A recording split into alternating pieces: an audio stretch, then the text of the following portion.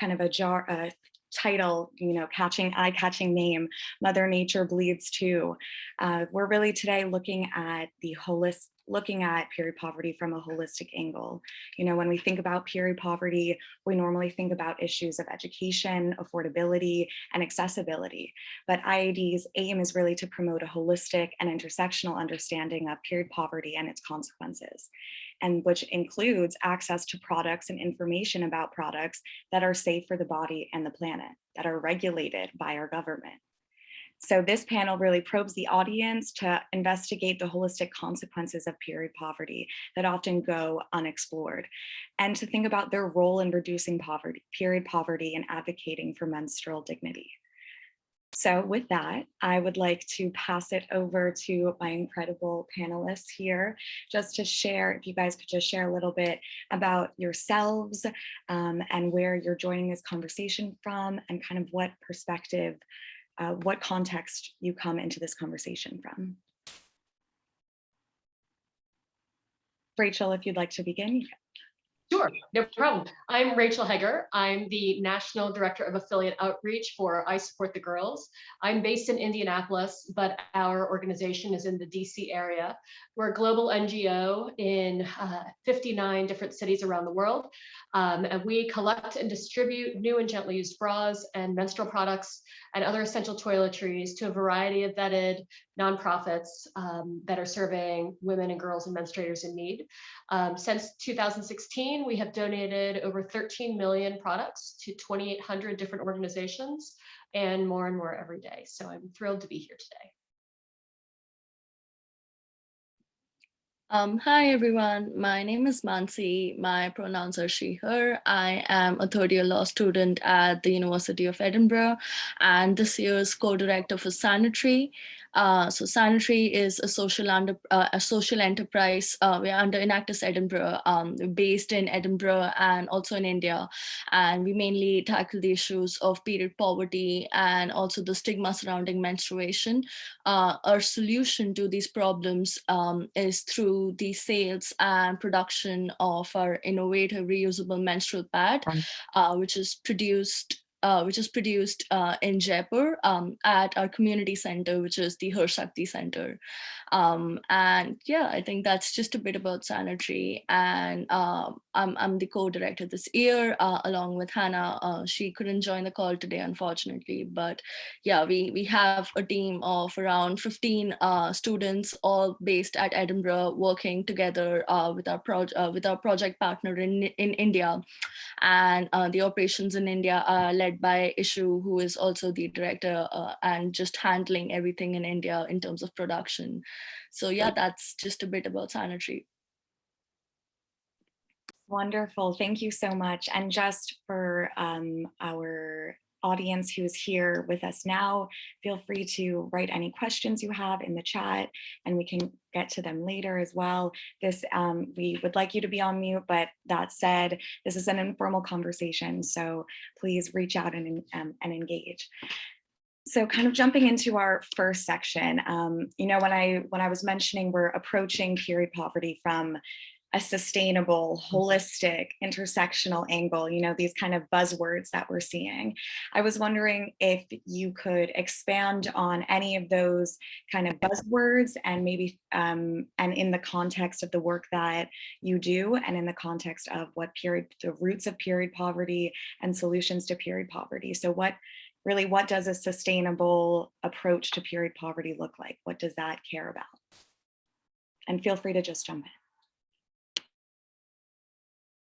Yeah, I think personally, from all of the needs assessments that we've conducted, either in India or just the statistics that we've just seen in the UK, something that the team has noticed is that it's not a one size fits all approach, because and even the statistics can't cover everything.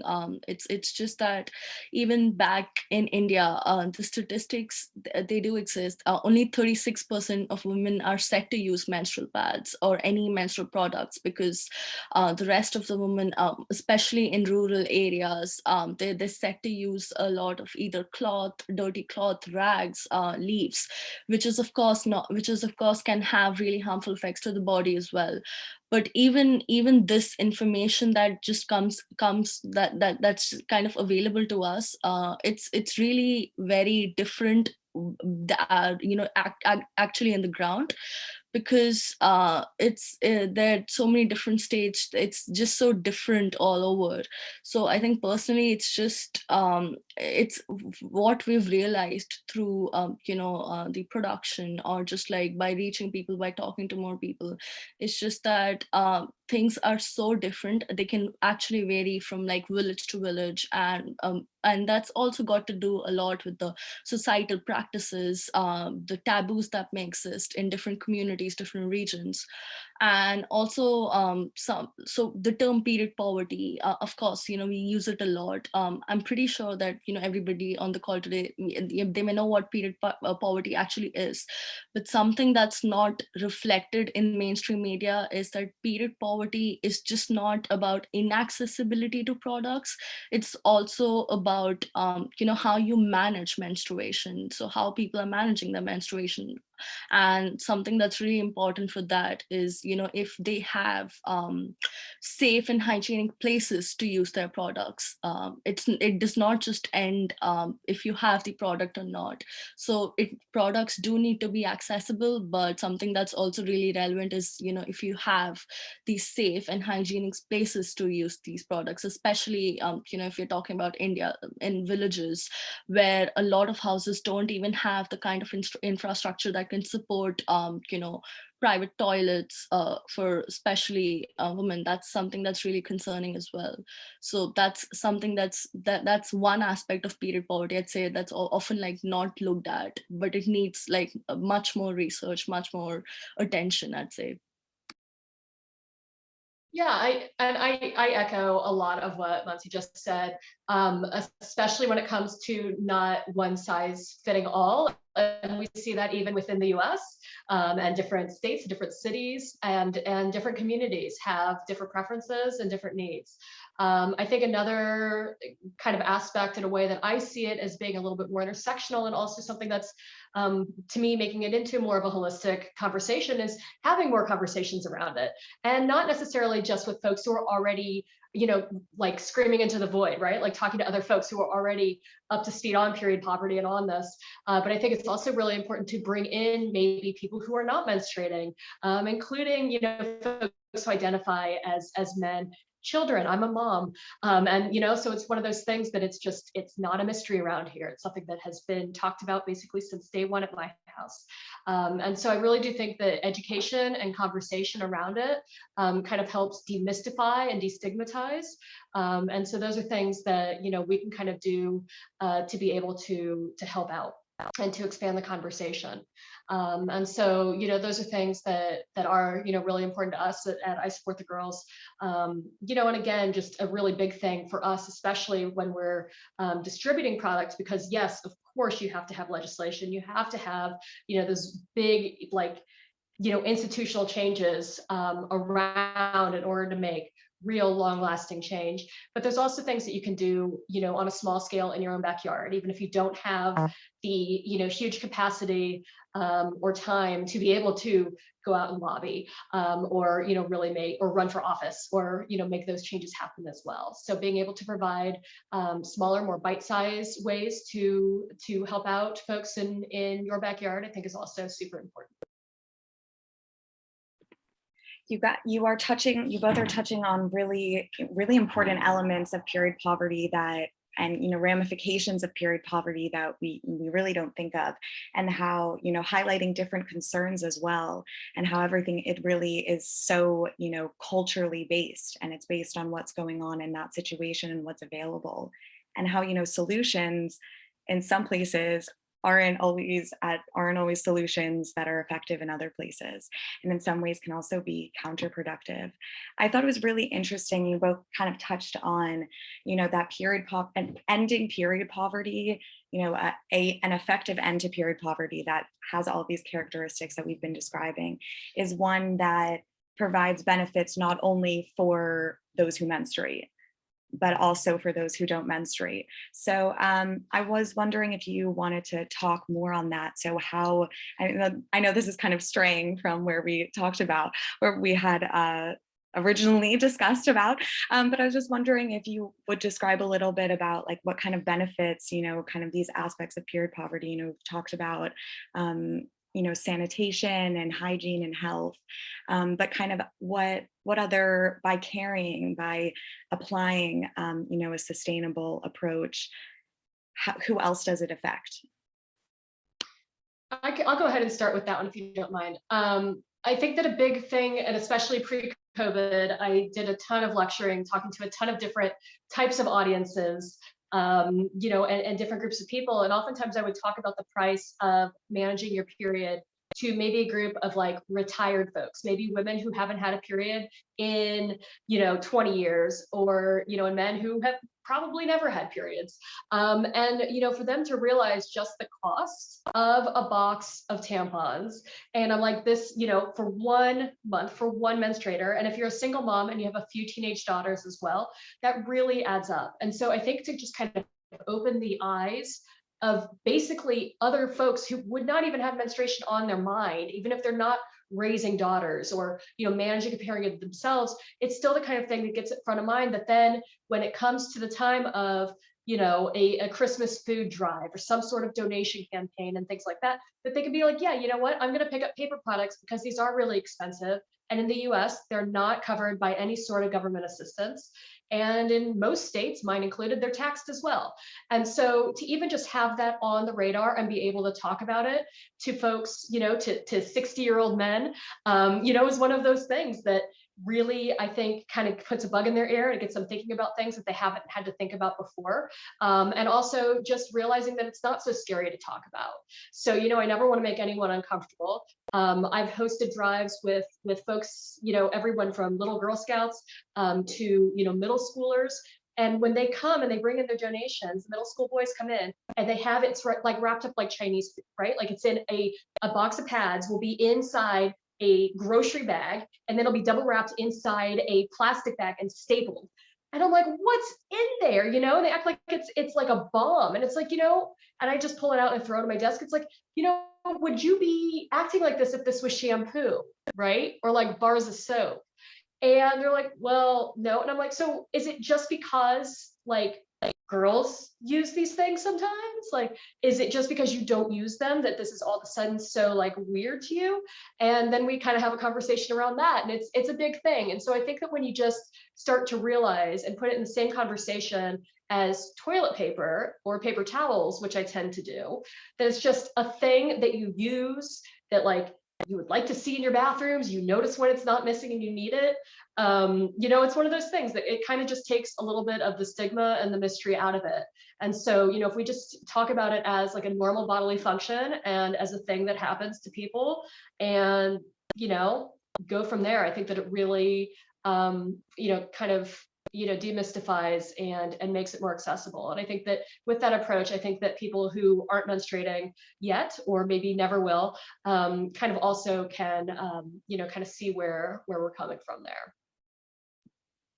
Yeah, I completely agree with that. And I actually really relate to what you're talking about, Rachel, because I know growing up, when I was a kid, when I remember when I just started my periods, and maybe sometimes whenever my dad would go out to like buy pads for me, I remember that the shop, it would always come back as a gift of sorts, because it would all like literally be wrapped in so many layers. And even I remember my dad laughing about it as well, because the shopkeepers would be kind of like creeped out, in fact, or just be weirded as to why a man is buying pads, just the general notion of it. And I remember, that sort of thing used to happen quite a bit when I was growing up, even in India. And just, in terms of the aspects that you touched upon, I would say that also just talking a bit more about the environmental impact of menstruation. So at least when we're talking about, plastic plastic menstrual products or single-use menstrual products.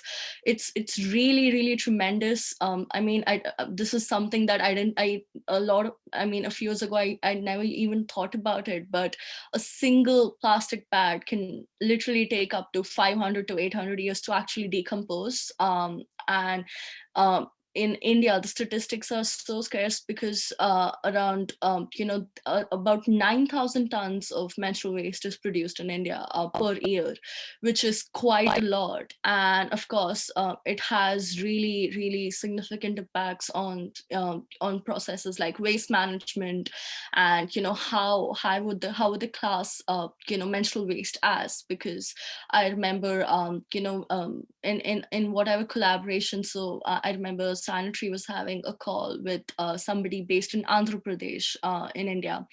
And so this person, he worked with the municipal corporation, and he dealt with the waste management department. And he was saying it's such a vast issue because in a lot of villages there's just a lot of menstrual waste piling up, and they don't know how to deal with it because the impacts are so huge and it takes such a long time to decompose.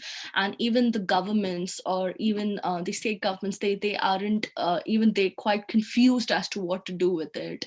Maybe because we can probably talk a bit more about this later, but maybe because there's not enough research into what actually goes into these plastic bags, or how they should be disposed of properly. So I feel like it's something that all of us should consider. And it's not just a case of India, obviously. It's worldwide, that's such an important issue, which is also why sustainable, eco-friendly products are on the rise, which is also why that's something that's really being promoted as well to people who haven't used them before. Thank you for bringing that up. I mean, this is a great segue into kind of our first in-depth kind of focus on the environmental consequences, or just environmental concerns when we're talking about period poverty, whether it's roots, causes of period poverty, or just consequences of it. So I think that was, Malmsey, what you touched on about sustainable period products. We're seeing kind of a rise in just social entrepreneurship and sustainable innovation. And so I've seen so many of these kind of new products, like reusable, like tampon applicators, or even sanitaries like reusable pads, things like that, and even underwear as well. So I was wondering if you could talk more about your experiences with that, like kind of what context, how do they engage in this conversation, who has access to these, how effective are these, how effective are and more environmentally friendly solutions, how popular, what is their price, and why, like what role gender plays in kind of the mental kind of stigma of using a reusable product, or even just the gender that's involved in menstruators bearing the responsibility of being the ones who have to take on the environmental impact. They're the ones who carry that burden. So I know that was a big kind of long question, but so reusable products, effective solutions, which are also environmentally friendly. Yeah, I think I can, just start off by talking a bit more about our products. So, Sanitary, our product is a reusable menstrual pad. It is produced. It's completely organic. It's made out of biodegradable PUL, which is laminated, and it has 5 layers of organic brushed cotton, and comes in 2 sizes. And it's produced in Jaipur by our beneficiaries. So our beneficiaries are usually women who we employ with, and it's an opportunity for them, just as a part-time flexible work opportunity for them to just earn some more extra income. And our beneficiaries are usually women from rural backgrounds, or women who've been survivors, domestic abuse survivors, or just women who are just trying to single earners in their family. So they're completely handmade by them. And Ishu, who is a director in India, is the one who oversees the production operations and also ensures that our beneficiaries are well taken care of, and everything they want is, it's like, actually we're really grateful to Ishu for all of that, because obviously us being students, most of us being based in Edinburgh, it's really difficult to maintain that sort of communication. But we're thankful that we have that relationship, both with Issue and our beneficiaries, to make sure that it's not something that that's just happening and we're just like at the backdrop. It really makes us feel as if we are a part of the process, and we're really well connected. And just a bit more about the products. I know, Shira, you mentioned that when in sustainable solutions may not be ineffective, or just not inefficient. I feel like something that I have noticed is that, of course, there are a lot of other lovely brands doing the same things as you mentioned. There are so many sustainable products out there. There's a lot of choice, but I feel like one barrier that may come across for eco-friendly products sometimes is just the economical barrier. So just like the cost effectiveness, and that's something that Sanitary, like, we really wanted to make sure that that shouldn't be a barrier for our users, in order to like actually get our product, which is why something that has been something that has been kind of like a process, something that's been really important to us from the start, is that we have a sliding price range. So in terms of, we of course have a differentiated market segment. We do sell in a lot of eco-friendly online shops and also some in-person boutiques in Jaipur. That's meant for high-end consumers, but also other than that, we also do sell to people who really need our products, and that's done through a cross-subsidy model. So we usually find organizations to partner with and make sure that the pads are cross-funded through the organization, and we run usually donation drives. This is something that we've done a lot during COVID-19, ever since it started last year. And also recently we partnered with the school in Bath, the Kingswood School, to distribute 1,500 of our pads to schools and NGOs in Malawi. So this is sort of the thing we do. And because of the sliding price scale, that is something that has enabled us as an organization to make sure that our reach is actually wide, and it's not just limited to high-end consumers, because of course high-end consumers it is important for them also to shift to eco-friendly products.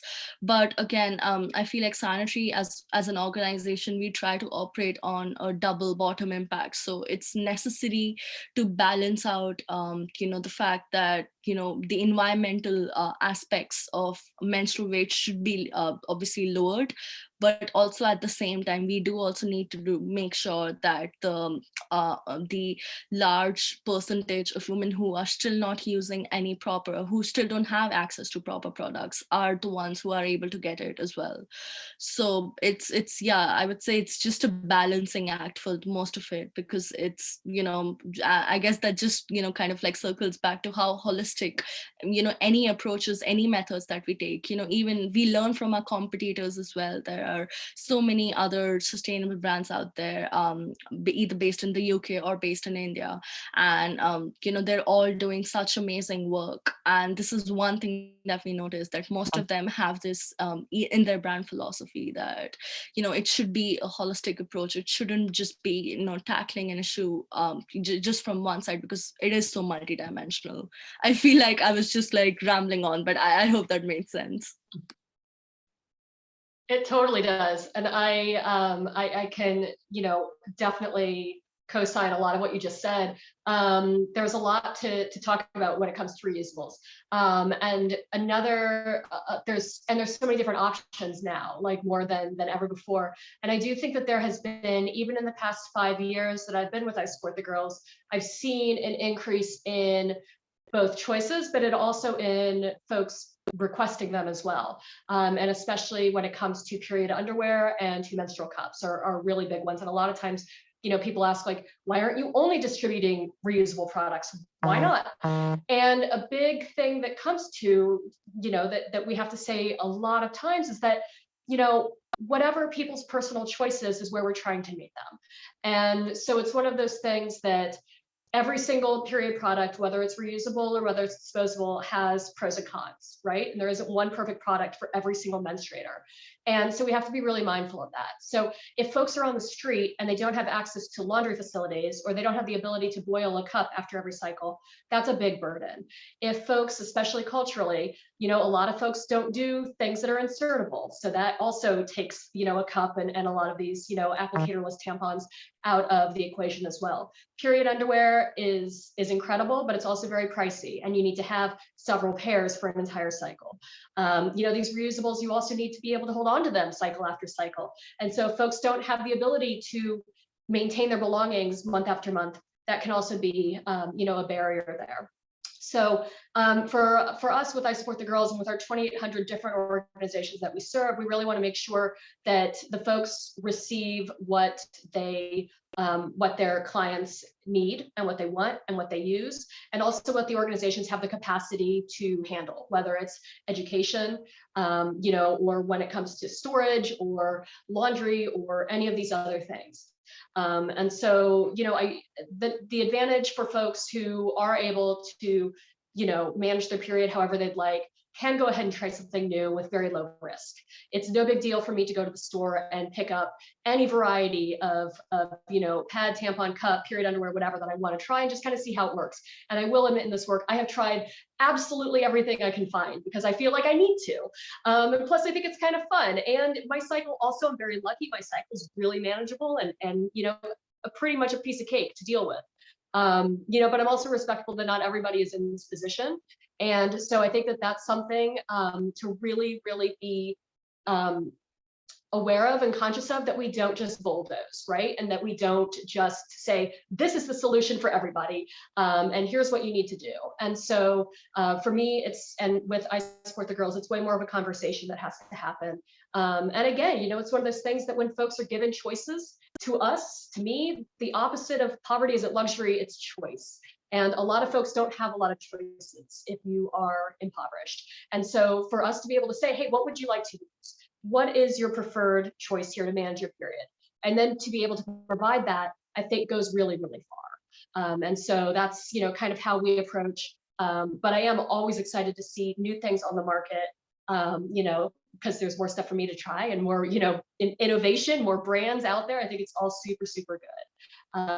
But of course, yeah, price point for everything, whether it is something reusable or something disposable, I do think that it's always too high. It's ridiculous. And so, hopefully when, as we evolve, things will come down that way as well.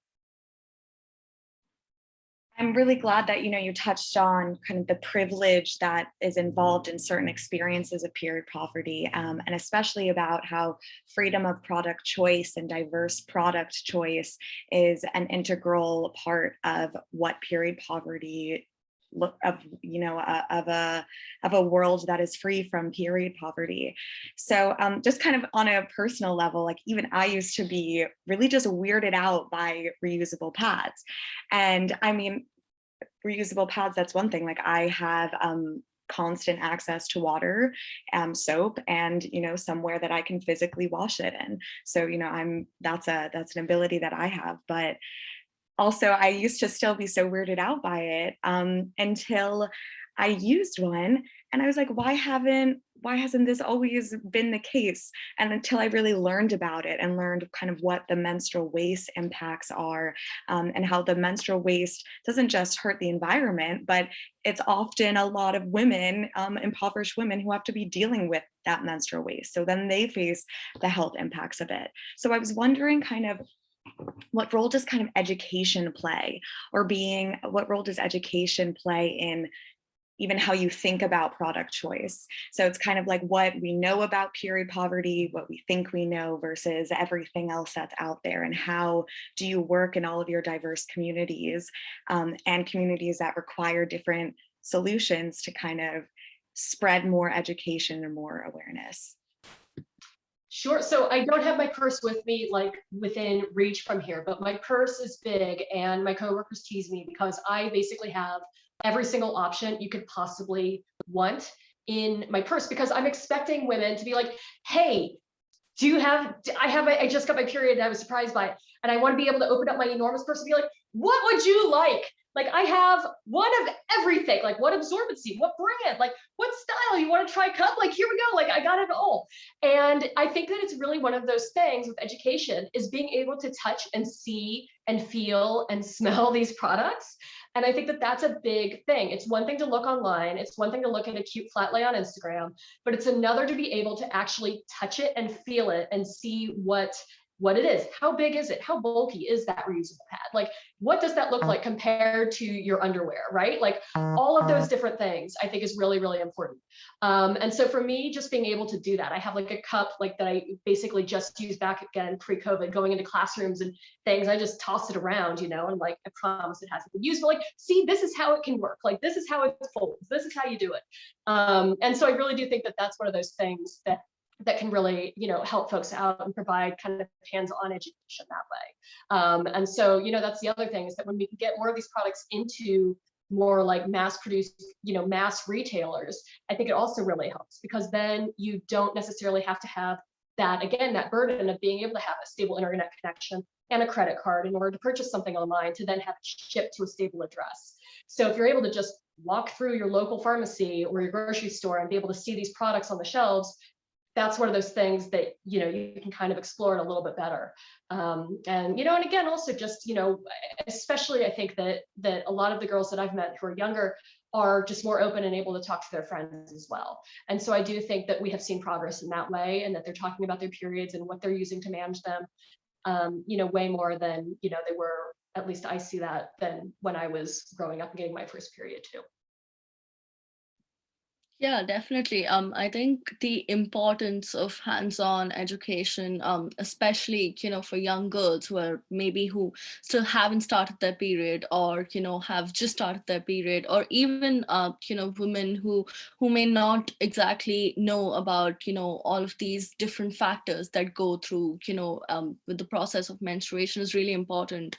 And yeah, even like with Sanitary's work, whenever we make sure that if we are having a donation drive or just a distribution, either on our own or with partner organizations, something we make sure it's not just a case of, just like giving them the product, because of course, period dignity is not just about having, again, it just comes down to that, like, it's not just having products in your reach. It's also about knowing how to use them, knowing the harmful impacts of maybe single-use products, knowing all of the pros and cons of, reusable products or single-use products. And also, of course, the notion of choice. Yes, that's something that's so important. And just the fact that I know that this is picking up in all of these, even in the UK, in all of these places, Tesco, Sainsbury's, you do have a selection of obviously single-use products, but having eco-friendly products just on the tails, it's something that's still not happened. That you can see some products, but most of them, if you do need eco-friendly products, you'll have to go online and get them. But I feel like, of course, having them in front of you is something that's really important as well. And yeah, just that's like one way to know more about the product. And then the more it's really interesting to know, Rachel, that you just have all of these products in your purse. And I think that's something that I really never considered. But yeah, it's so important to like make sure that whoever's using it like knows, can see it, can touch it, and can ask questions freely. That's so important. Yeah, especially, and also kind of recognizing like the kind of spiritual or personal kind of like aspect of, menstruation, and it's this individual approach. So it's not just this, type A body experience.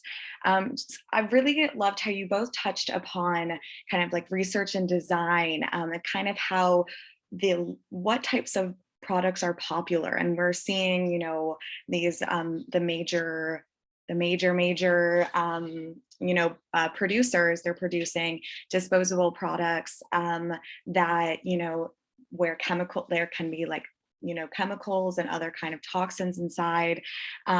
So just kind of wondering what, you know, what role does kind of research and design play into this? Like why haven't we been seeing, you know, where, kind of pointing out, where is gender in all of this? So where is gender in this, in uh, the popularity of products that are disposable, that don't require, you know, FDA, that the FDA doesn't require medical disclosure on. So kind of just asking, what role does gender play in the types of products available and their health impacts of it, how they're made, and which ones are sold and which ones are even affordable and accessible? Sure. So I spoke to a group of fraternity presidents from all over the country. And I told them about I Support the Girls, and I was able to show kind of how a tampon worked. Like I took one out of the wrapper and then I like showed them how the applicator goes. And I'm like, this part you throw away, this part stays in the body, this is how it works. And one guy looked at me and he raised his hand and he's like, why are these so expensive? Because it was a box of organic tampons. And I said, this box that might last a woman half a period or one period or two periods, depending on your cycle, will cost over $9. And he couldn't believe how expensive that was. And I said, yeah, and that's every month for every year for about 40 years. And he just couldn't even believe it. And I'm like, well, yeah, why do you think it's so expensive? Who is in charge of these major brands, right? And so I do think though, and especially when you're talking about some of these mass produced things, I do see changes coming. I saw Tampax put out a cup this year, and a number of other, you know, smaller US based female owned organic tampon companies have also been putting out cups this year. And so I do think that that has been, you know, kind of, we're seeing a little bit of a sea change right now, compared to if we were having this conversation 2 years ago even. So I do think that they are kind of seeing that bit of a market. But I mean, of course, if you have to buy something month after month, that's a repeat customer, right? Compared to if it's one and done, and then you're like, great, this cup lasts me 12 years, right? So that's a whole different marketplace. You know, and price points. So like from an economic standpoint, yeah, sure, I can get it. That makes sense from that standpoint. But I do think that there is being movement going into the, you know, into the reusable space, into the more easily accessible, mass-produced ones, just because, you know, people are demanding it. People are seeing the choices and they're saying, yeah, why can't we do this? And so if it's coming out from a brand that maybe they've used for the past 20 years, or that, you know, their parents, their moms used and introduced them to, you know, that can make it seem a little bit less scary than, you know, maybe taking a flyer on something new. So yeah, I mean, I do think that that's good. And having more, you know, female owned menstrual companies, you know, is always a good thing for sure. Yeah, no, that's definitely so true. And even with the price point, something that's just so shocking is that, at least if I'm specifically just talking about single-use products, like, of course, you know, there's that price point there. Most of them are so expensive, and also there is really a lack of research, in terms of the health impacts they actually have. Again, I'm not an expert in this area, but like from whatever readings I've done, from whatever resources I've looked at,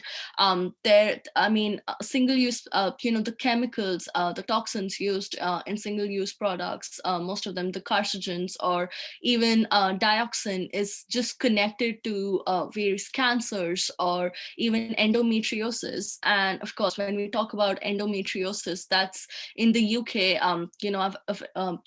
Last semester, I think I attended a webinar on endometriosis. And again, the statistics were so scary because not a lot of people even know what endometriosis is, or a lot of people may just like if people are suffering through endometriosis, they might just think it's a heavy period, or and they can literally suffer through it for years and years, and it's just not something that's diagnosed easily. So again, I could probably like literally talk like hours on this, because that's a completely different tangent. But yeah, just the impact, health impacts of all of these chemicals, either in single-use products or even just like other products, it needs to be really, really researched well more.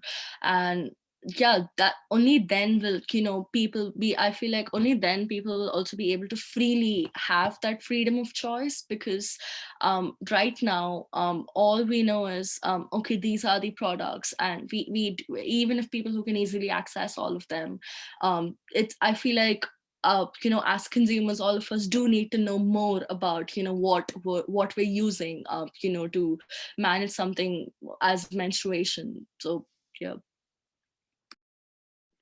I really love how we're kind of expanding, what period poverty looks like. So it's not even just access to diverse products, but it's also, equal knowledge and information about different products that are available to you.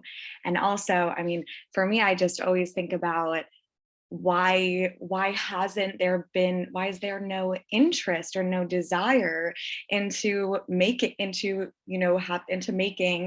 and economically viable, but also period products that are so diverse, are so different, or why aren't schools, thinking about, instead of, even putting in individual disposable products, what would the finances of reusable products look like?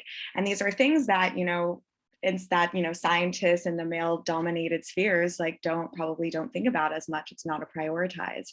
But a lot of these even chemicals like the existent endometriosis and what other toxins are there, we don't really know. And that's kind of another aspect that we're seeing of being in the unknown, what role kind of gender plays in that. So I just want to I know my internet might be a little fuzzy. Just want to get to some of the chats here, some of the questions here. We'll start from the top. So Sharessa Naido says, how is the government involved in alleviating period poverty in India? Do they support distributing reusable pads? And this is more towards Sanitary.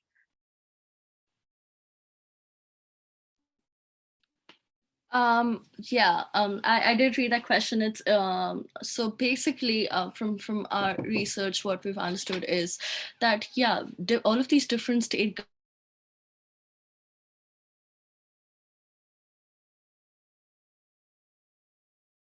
where in railway stations or just in a lot of like other bus stations, they have vending machines that are that a lot of women and girls can get their pads from. But it's just again, the issue is that a lot of rural areas, just if women do need access to these products, it's just that going to stations just to get like something like so important as menstrual products, it's just something that's really shocking, because not everybody will obviously able to do that on a regular basis. And also most of these schemes, at least the ones that I'm talking about that are based in railway stations or bus stations, they are also, most of them aren't free. So you still do need to pay some sort of it's usually a dispenser machine, so you still do need to pay some sort of amount for it. But of course this is just it's of course not a sustainable solution.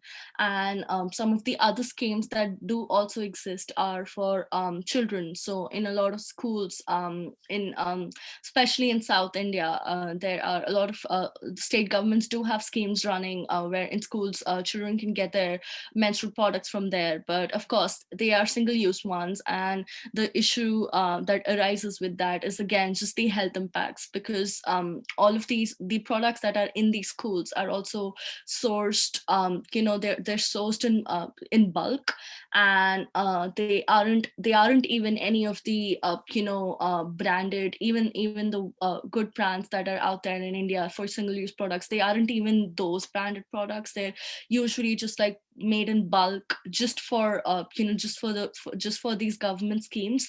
And again, there is really not a lot of information on them. So I remember that Ishu had tried to like visit some schools and find out what sort of products are available, but and she could only find that they were like really flimsy and just like really not comfortable at all. And we also have testimonies from school children, or even a lot of women in these areas who've said that they aren't comfortable at all. So yeah, I guess the conclusion is that there are schemes in place, but either not as sustainable as they should be, or of course schools are closed right now, so because of COVID. So that again just like brings across that problem, that how can children actually now access these products, because there isn't anything that is enabling them to come, enabling these products to like actually come, they can't get it at houses. So yeah, I guess that's why there's definitely more need for more initiatives. And that's why we even Sanitary as an organization, we are trying to maybe partner with some state governments, but it's going to be a long process, because it just generally things like these, they just take so much time, because of course a lot of bureaucratic practices and stuff come into play. So yeah.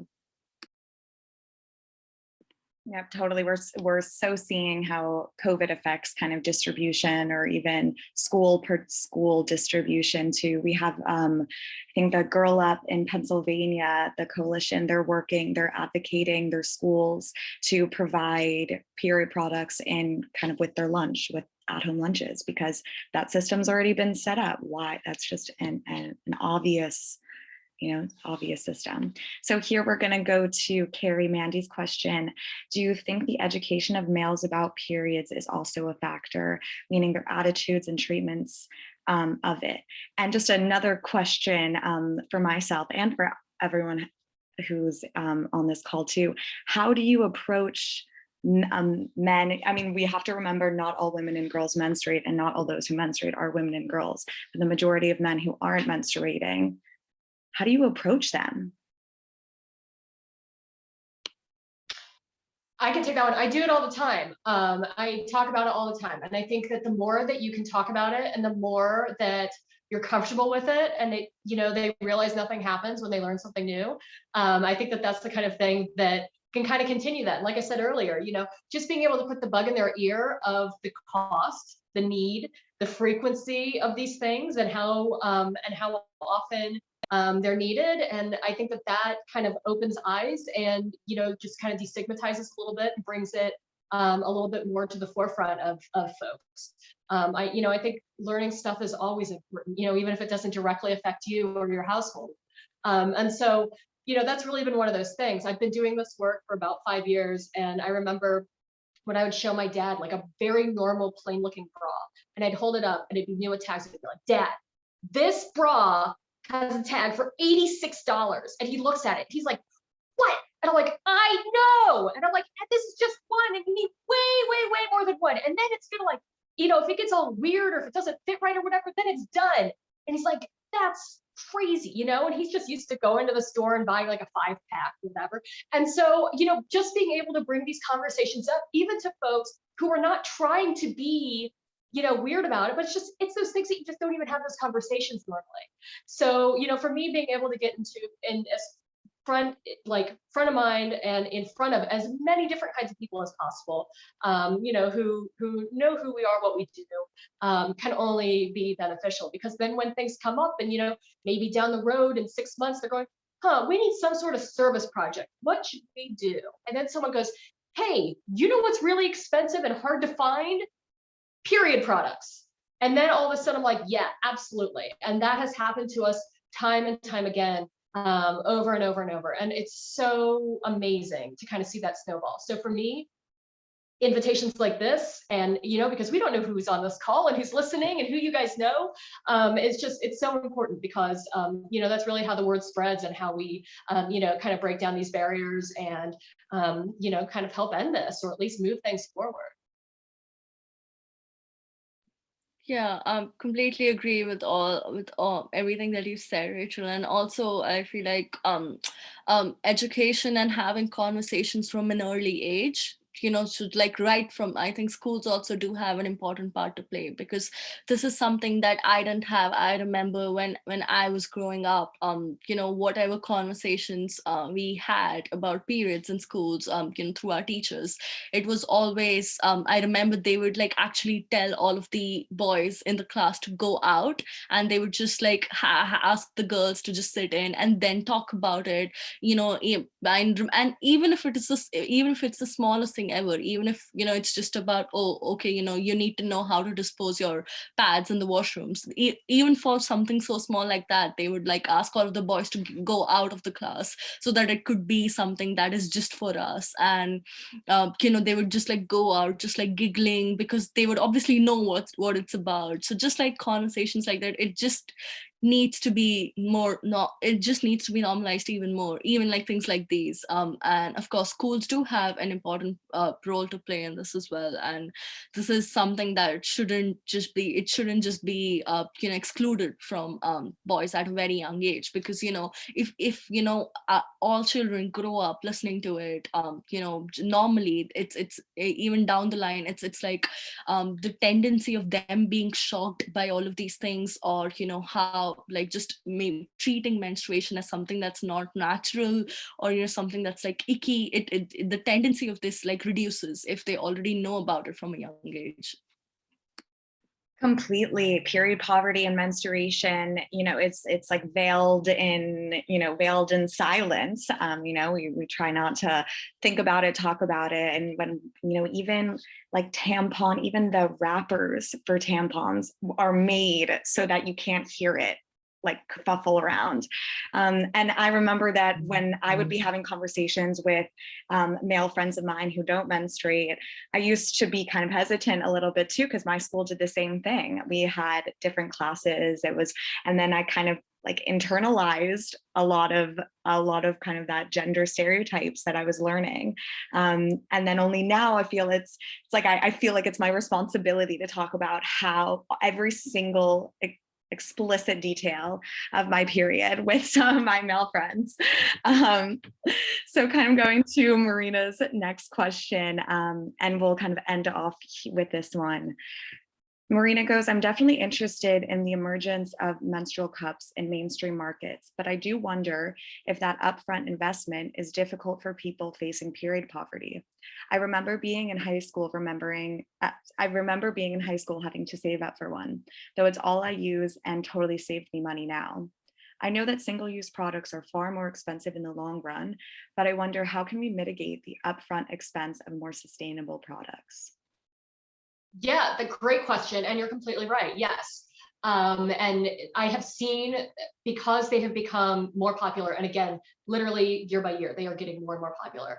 And so with that, the market is driving the prices down. So I know that there are some very low cost cup manufacturers now, of course, they're available online, that we've been able to receive donations of, just because folks are like, oh, I'm going to buy one, I'm going to buy another one for donation. We've also partnered with a number of cup manufacturers that do kind of a buy one, give one. So if you buy one, then they go ahead and give one to I Support the Girls, that we are then in turn able to give and donate to folks in need. And so that's been really big. And so for us, being able to work with a variety of social service organizations, everything from Title I schools, which are very, like, high poverty schools in the US, to food banks, homeless shelters, domestic violence organizations, LGBTQ youth groups, foster care agencies, addiction rehab facilities, and on and on. If they are serving a population that has menstruators that are interested in reusable options, that's something that we're able to provide to those organizations at absolutely no cost. But again, it's one of those things that completely depends where you are in the country, and who you are, and if that's something that you're into and able to speak up about and things like that. So yes, definitely one of those things. It's a lot easier for folks in a position of privilege to say, oh yeah, well just buy this bigger container of something because then it's cheaper in the long run. It's like, yeah, but you have to have that money right then in order to buy it, compared to if you're able to just buy a single roll of toilet paper, compared to the 36 pack. So that's something that we really again always need to keep top of mind of what people's capacities are. So yeah, I do think that we are like trending in a good way though when it comes to reusable products, and especially the price point and also the accessibility of them, for sure. Yeah, schemes like the schemes that you mentioned, buy one give one schemes, they are really important because and the thing is, at least in the UK, I know Lily Pads does it, Hey Girls does it, I believe, and just of course more organizations do need to do schemes like those, but I feel like it's not just of course just for the organizations to like lead up on it. Again, this is where I mean, in Scotland we've been lucky enough for the bill to have been passed, and hopefully we'll see how that pans out. But even in other countries, just like worldwide, this is something that even there needs to be more government intervention. There needs to be more schemes and initiatives. Personally, so what Sanitary does try to do is, as I've mentioned before, is just to like tackle this need when when people, even in our donation drives, when people can't actually, of course, pay upfront for the cost, even though it is a 2-year investment.